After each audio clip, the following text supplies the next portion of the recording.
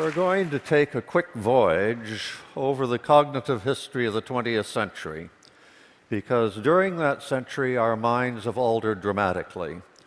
As you all know, the cars that people drove in 1900 have altered because the roads are better and because of technology. And our minds have altered too. We've gone from people who confronted a concrete world and analyzed that world primarily in terms of how much it would benefit them, to people who confront a very complex world. And it's a world where we've had to develop new mental habits, new habits of mind. And these include things like clothing that concrete world with classification, introducing abstractions that we try to make logically consistent, and also taking the hypothetical seriously, that is, wondering about what might have been rather than what is. Now, this dramatic change was drawn to my attention through massive IQ gains over time. And these have been truly massive. That is, we don't just get a few more questions right on IQ tests. We get far more questions right on IQ tests than each succeeding generation back to the time that they were invented. Indeed, if you score the people a century ago against modern norms, they would have an average IQ of 70. If you score us against their norms, we would have an average IQ of 130. Now, this has raised all sorts of questions. Were our immediate ancestors on the verge of mental retardation? Because 70 is normally the score for mental retardation. Or are we on the verge of all being gifted? Because 130 is the cutting line for giftedness. Now, I'm going to try and argue for a third alternative that's much more illuminating than either of those. And to put this into perspective, let's imagine that a Martian came down to Earth and found a ruined civilization. And this Martian was an archaeologist, and they found scores, target scores, that people had used for shooting. And first they looked at 1865, and they found that in a minute, people had only put one bullet in the bullseye. And then they found in 1898 that they'd put about 5 bullets in the bullseye in a minute. And then about 1918, they'd put 100 bullets in the bullseye. And initially, that archaeologist would be baffled. They would say, look, these tests were designed to find out how much people were steady of hand, how keen their eyesight was, whether they had control of their weapon. How could these performances have escalated to this enormous degree?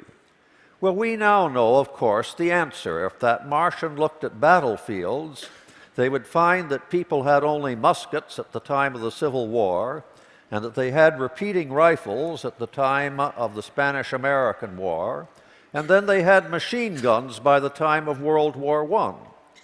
And in other words, it was the equipment that was in the hands of the average soldier that was responsible, not greater keenness of eye or steadiness of hand.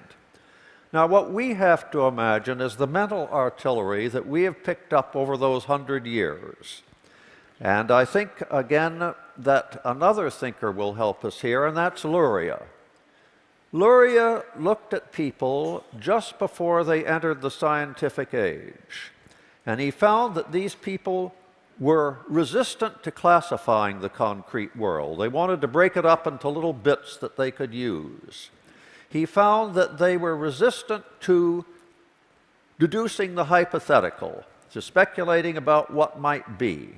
And he found finally that they didn't deal well with abstractions or using logic on those abstractions. Now, let me give you a sample of some of his interviews. He talked to the head man of a person in rural Russia. They'd only had, as people had in 1900, about 4 years of schooling. And he asked that particular person, what do crows and fish have in common? And the fellow said, absolutely nothing. You know, I can eat a fish, I can't eat a crow. A crow can peck at a fish can't do anything to a crow. And the Luria said, but aren't they both animals? And he said, of course not. One's a fish, you know, the other is a bird. And he was interested effectively in what he could do with those concrete objects. And then Luria went to another person, And he said to them, "There are no camels in Germany. Hamburg is a city in Germany. Are there camels in Hamburg?" And the fellow said, "Well, if it's large enough, there ought to be camels there." And Luria said, "But what do my words imply?" And he said, "Well, maybe it's a small village and there's no room for camels." In other words, he was unwilling to treat this as anything but a concrete problem.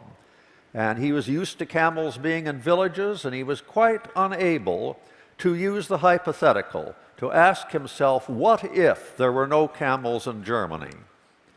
A third interview was conducted with someone about the North Pole. And Luria said, "At the North Pole there is always snow. Wherever there is always snow, the bears are white. What color are the bears at the North Pole?" And the response was, "Such a thing is to be settled by testimony. If a wise person came from the North Pole and told me the bears were white, I might believe him. But every bear that I've seen is a brown bear." Now you see again, this person has rejected going beyond the concrete world and analyzing it through everyday experience, and it was important to that person what color bears were. That is, they had to hunt bears. They weren't willing to engage in this. One of them said to Luria, "How can we solve things that aren't real problems?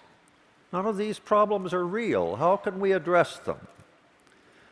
Now, these three categories, classification, using logic on abstractions, taking the hypothetical seriously, how much difference do they make in the real world beyond the testing room? And let me give you a few illustrations. First, almost all of us today get a high school diploma. That is, we've gone from 4 to 8 years of education to 12 years of formal education, and 52% of Americans have actually experienced some type of tertiary education. Now, not only do we have much more education, and much of that education is scientific, and you can't do science without classifying the world. You can't do science without proposing hypotheses. You can't do science without making it logically consistent. And even down in grade school, things have changed. In 1910, they looked at the examinations that the state of Ohio gave to 14-year-olds, and they found that they were all for socially valued concrete information. They were things like, what are the capitals of the 44 or 5 states that existed at that time? When they looked at the exams that the state of Ohio gave in 1990, they were all about abstractions. They were things like, why is the largest city of a state rarely the capital?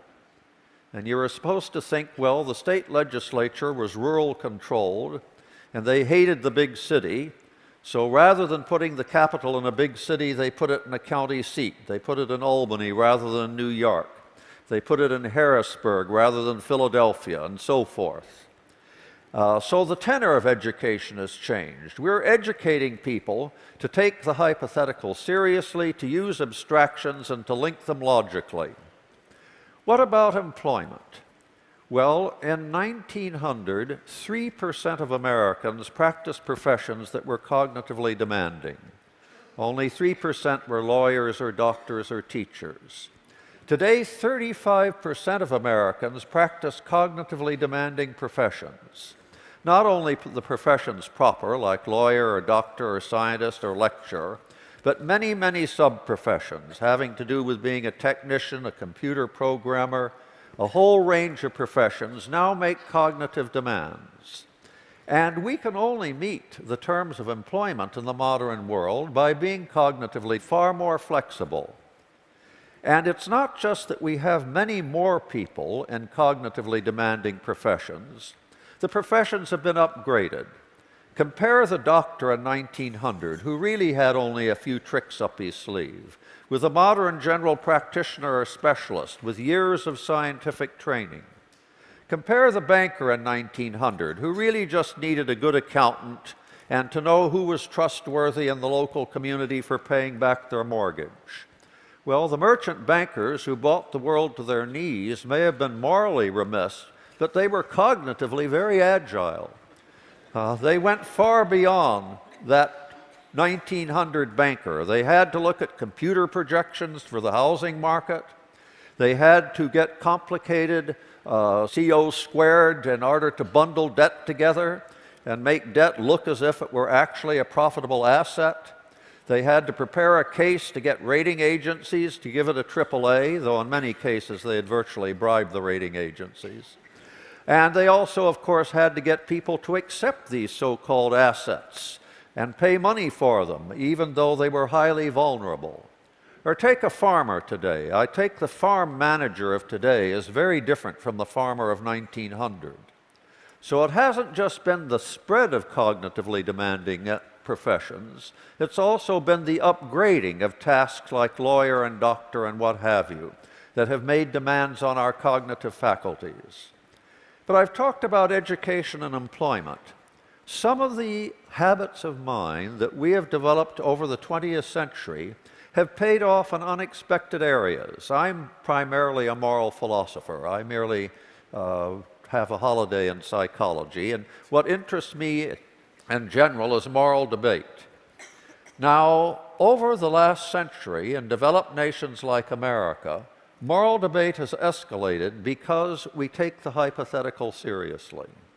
And we also take universals seriously and look for logical connections. When I came home in 1955 from university at the time of Martin Luther King, a lot of people came home at that time and started having arguments with their parents and grandparents. My father was born in 1885, and he was mildly racially biased. As an Irishman, he hated the English so much he didn't have much emotion for anyone else.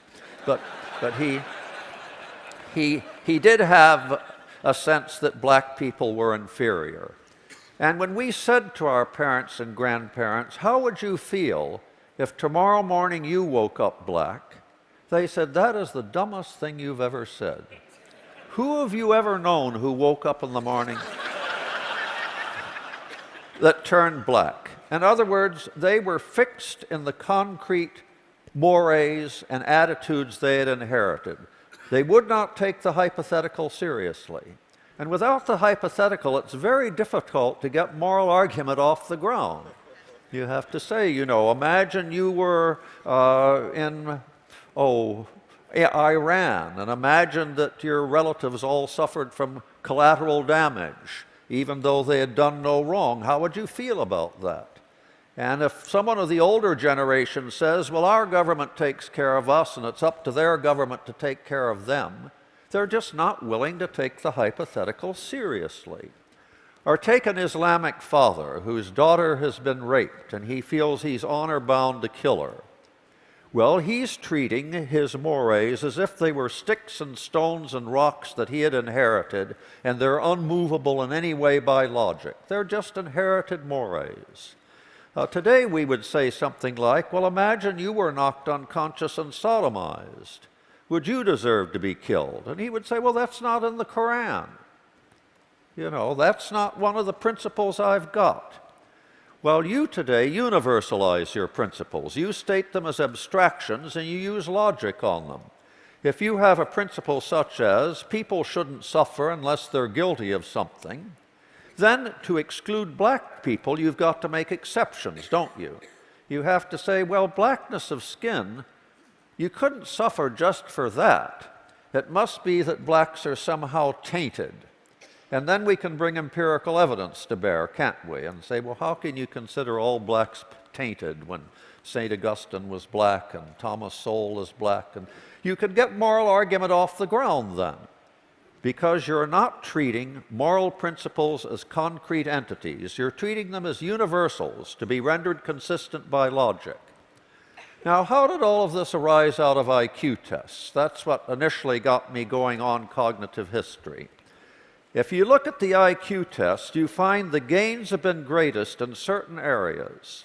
The similarities subtest of the Wechsler is about classification, and we have made enormous gains on that classification subtest. There are other parts of the IQ test battery that are about using logic on abstractions. Some of you may have taken Raven's progressive matrices, and it's all about analogies. And in 1900, people could do simple analogies. That is, if you said to them, cats are like wild cats, what are dogs like? They would say wolves. But by 1960, people could attack ravens on a much more sophisticated level. If you said, we've got two squares followed by a triangle, what follows two circles? They could say a semicircle. Just as a triangle is half of a square, a semicircle is half of a circle. By 2010, college graduates, if you said, two circles followed by a semicircle, two 16s followed by what? They would say 8, because 8 is half of 16. That is, they had moved so far from the concrete world that they could even ignore the appearance of the symbols that were involved in the question. Now, I should say one thing that's very disheartening. We haven't made progress on all fronts. One of the ways in which we would like to deal with the sophistication of the modern world is through politics. And sadly, you can have humane moral principles, you can classify, you can use logic on abstractions. And if you're ignorant of history and of other countries, you can't do politics. We've noticed a trend among young Americans that they read less history and less literature and less material about foreign lands, and they're essentially ahistorical. They live in the bubble of the present. They don't know the Korean War from the war in Vietnam. They don't know who was an ally of America in World War II. Think how different America would be if every American knew that this is the 5th time Western armies have gone to Afghanistan to put its house in order. And if they had some idea of exactly what had happened on those 4 previous occasions. And that is, they had barely left and there wasn't a trace in the sand. Or imagine how different things would be if most Americans knew that we had been lied into 4 of our last 6 wars. You know, the Spanish didn't sink the battleship Maine. The Lusitania was not an innocent vessel but was loaded with munitions.